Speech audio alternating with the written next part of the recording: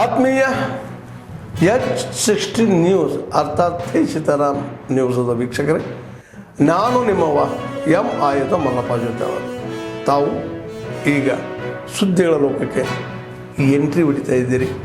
ಈ ಸುದ್ದಿಗಳನ್ನು ಪ್ರತಿಯೊಂದು ನೋಡೋ ಜೊತೆಗೆ ನಿಮ್ಮ ಅಭಿಪ್ರಾಯಗಳನ್ನು ಹಂಚ್ತಾ ಇರ್ರಿ. ಯಾಕಂದರೆ ಈ ಸುದ್ದಿಗಳು ನಿಮಗಾಗಿ, ನಿಮ್ಮ ಬದುಕಿಗಾಗಿ, ನಿಮ್ಮ ವೈಚಾರಿಕೆಗಾಗಿ, ನಿಮ್ಮ ತಿಳುವಳಿಕೆಗಾಗಿಯೂ ನಿಮಗೆ ಗೊತ್ತು. ಜೊತೆಗೆ ನಮಗೂ ನಿಮ್ಮೊಂದಿಗೆ ಇದೊಂದು ಮಾತಾಡುವಂಥ ಜೊತೆಗೆ ಸುದ್ದಿಗಳನ್ನು ಬಿಡುವಂಥ ಕೆಲಸ. ಈ ಕೆಲಸದಲ್ಲಿ ನಾವು ನಿಮ್ಮೊಂದಿಗೆ ಇದ್ದೀವಿ ಅಂತ ಹೇಳ್ತಾ ನೋಡ್ತಾ ಇರಿ ಸುದ್ದಿಗಳನ್ನು.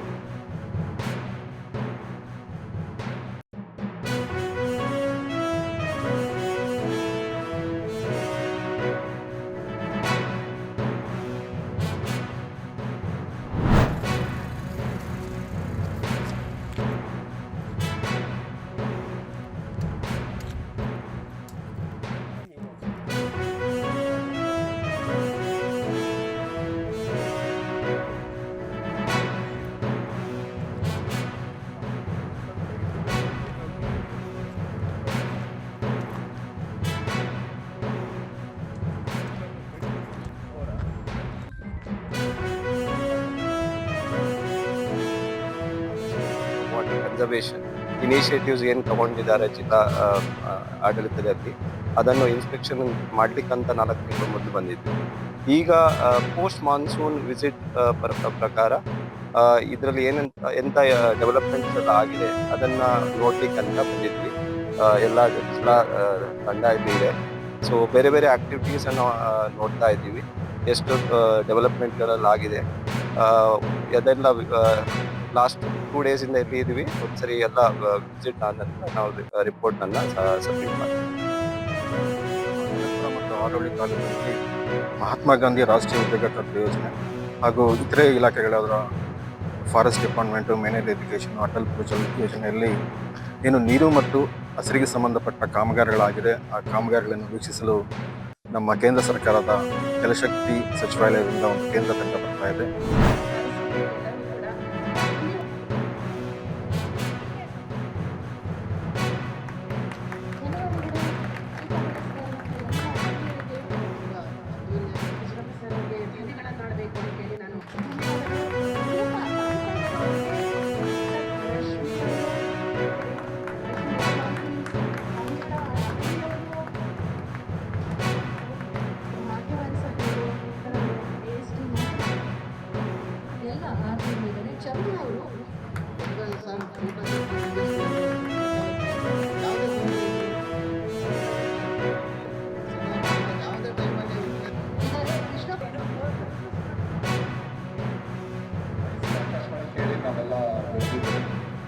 ಹಾಗಾಗಿ ನನಗೆ ಆ ಥರದೊಂದು ಆಪ್ತತೆ. ಸೊ ಈ ನಿಟ್ಟಿನಲ್ಲೇ ನೀವೆಲ್ಲ ಕೆಲಸ ಮಾಡ್ತೀವಿ. ನಾನು ಬಂದಾಗ ಹೇಳಿದೆ, ವಾತಾವರಣ ಎಲ್ಲ ಇದನ್ನು ಮನೆ ಸಂಭ್ರಮ, ಮನೆ ಹಬ್ಬ ಥರ ಎಲ್ಲ ರೆಡಿಯಾಗಿ ಬಂದು ಇದನ್ನು ಸೆಲೆಬ್ರೇಟ್ ಮಾಡ್ತಾ ಇದ್ದೀರಾ. ಈ ಒಂದು ಮನೋಭಾವ ಇರೋದ್ರಿಂದನೇ ಇಷ್ಟು ವರ್ಷ ಸುದೀರ್ಘವಾಗಿ ಈ ಸಂಸ್ಥೆ ಬೆಳೆದುಕೊಂಡು ಮತ್ತು ಅದರ ಸ್ಟ್ಯಾಂಡರ್ಡ್ಸ್ನ ಉಳಿಸ್ಕೊಂಡು ಬಂದಿದೆ. ಸೂಕ್ಷ್ಮವಾಗಿ ಹೇಳ್ತಾರೆ. ಇದು 55 ವರ್ಷ ಅಲ್ಲ, 100 ವರ್ಷಗಳು ಈ ತರಹದ ಸಾರ್ಥಕವಾದ ಸೇವೆಯನ್ನು ನಿಮ್ಮ ಮೂಲಕವಾಗಿ ಮಾಡಲಿ ಅನ್ನುವಂಥದ್ದು ನಮ್ಮ ಎಲ್ಲರ ಆಶೀರ್ವಾದ. ಬಹಳ ವಿಶೇಷವಾದ ಕಾರ್ಯಕ್ರಮವನ್ನು ಕೊಟ್ಟಿದ್ದೀರಿ, ಕೊಡ್ತಾ ಇದ್ದೀರಿ ಮತ್ತು ಕೊಡ್ತೀರಿ ಅನ್ನುವಂತಹ ಒಂದು ಭರವಸೆಯೂ ಕೂಡ ನನ್ನಲ್ಲಿದೆ. ನನಗೆ ಹೇಳೋಕ್ಕೆ ಏನೂ ಬಿಡಲಿಲ್ಲ. ನೂತನ್ ಮೇಡಮು, ರಘು ಸರು, ಸರು ಇವರು ಎಲ್ಲನೇ ಹೇಳ್ಬಿಟ್ಟಿದ್ದಾರೆ. ನಾನು ಒಂದೇ ಒಂದು ಮಾತು ಹೇಳ್ತೀನಿ. 90 ಪ್ರಾಯದ ಆಕಾಶವಾಣಿ, 55 ಪ್ರಾಯದ ವಿವಿಧ ಭಾರತಿಗೆ ಭಾಗಿಯಾಗಿದ್ದಕ್ಕೆ ನನಗೆ ಹೆಮ್ಮೆ ಆಗ್ತಾ ಇದೆ. ವಿವಿಧ ಈ ಉದ್ದೇಶದಿಂದ ಅಂದರೆ ಒಂದು ಸ್ವಾಯತ್ತತೆ ಜೊತೆಗೆ ಆರ್ಥಿಕವಾಗಿ ನಾವು ಸ್ವಾವಲಂಬಿಗಳಾಗಬೇಕು ಅನ್ನೋ ಕಾರಣ 67ರಲ್ಲಿ ಇದು ಏನು ವಾಣಿಜ್ಯ ಪ್ರಸಾರ ಪ್ರಾರಂಭ ಆಯಿತು.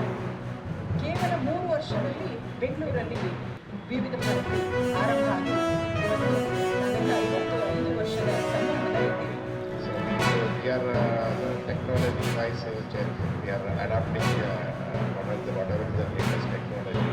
And over a period of time, ಆಗಿನ ಕಾಲಕ್ಕೆ ಏನು ಯಾವ ಟೆಕ್ನಾಲಜಿ ಇದೆ, ಯಾವ ವಿಚಾರ ಇದೆ, ಯಾವ ವಿಚಾರ ಇದೆ, ಯಾವ ರೀತಿಯಲ್ಲಿ ನಾವು people have been doing all these things, and we will continue to adopt. We are going to be responsive to the people.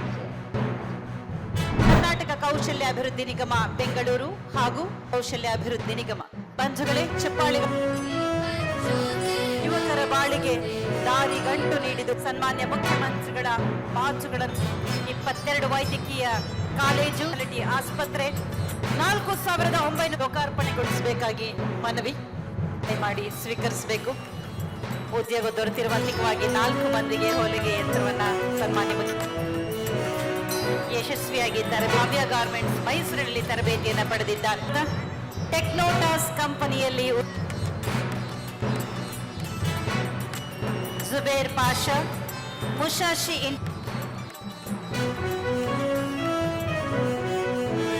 1,000 ರೂಪಾಯಿಗಳನ್ನು ಕೊಡ್ತಾ ಇದ್ದೀವಿ. ಇದು 2 ವರ್ಷದವರೆಗೆ.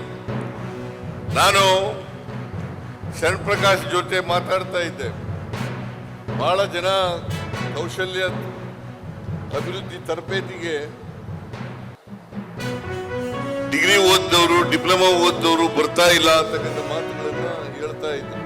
ಬಹುಶಃ ಸರ್ಕಾರಕ್ಕೆ ಬಂದಿರತಕ್ಕಂಥ ಮಾಹಿತಿ ಪ್ರಕಾರ ನಾವು ಈ ಯುವ ನಿಧಿ ಕಾರ್ಯಕ್ರಮವನ್ನು ನಿಲ್ಲಿಸ್ಬಿಡ್ತೀವಿ.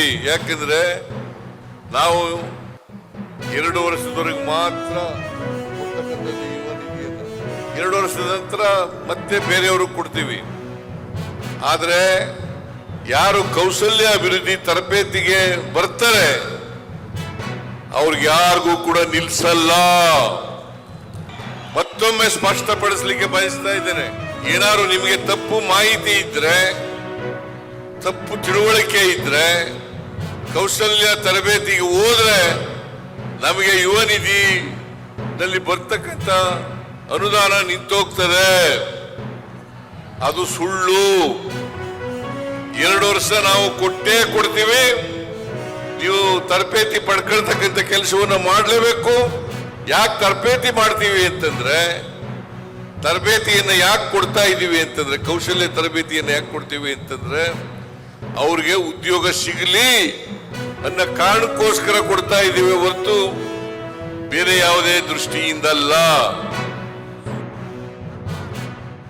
ಸರ್ಕಾರದ ಗುರಿ, ಮಾನ್ಯ ಮುಖ್ಯಮಂತ್ರಿಗಳ ಬಹಳ ದೂರದೃಷ್ಟಿ ಏನು ಅಂದರೆ, ಈ ರಾಜ್ಯದಲ್ಲಿ ನಮ್ಮ ಮಕ್ಕಳಿಗೆ ನಾವು ಎಂಪ್ಲಾಯಬಲ್ ಸ್ಕಿಲ್ ಕೊಡಬೇಕು, ಫ್ಯೂಚರ್ ಸ್ಕಿಲ್ಸ್ ಕೊಡಬೇಕು.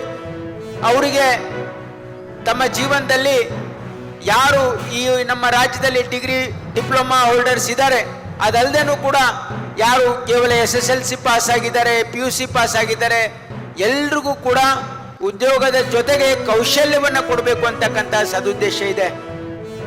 ಆದ್ಮೇಲೆ ಎಲ್ಲ ಸುದ್ದಿಗಳನ್ನು ನೋಡಿದ್ರಲ್ಲ, ಏನು ಅನಿಸ್ತು ನಿಮಗೆ?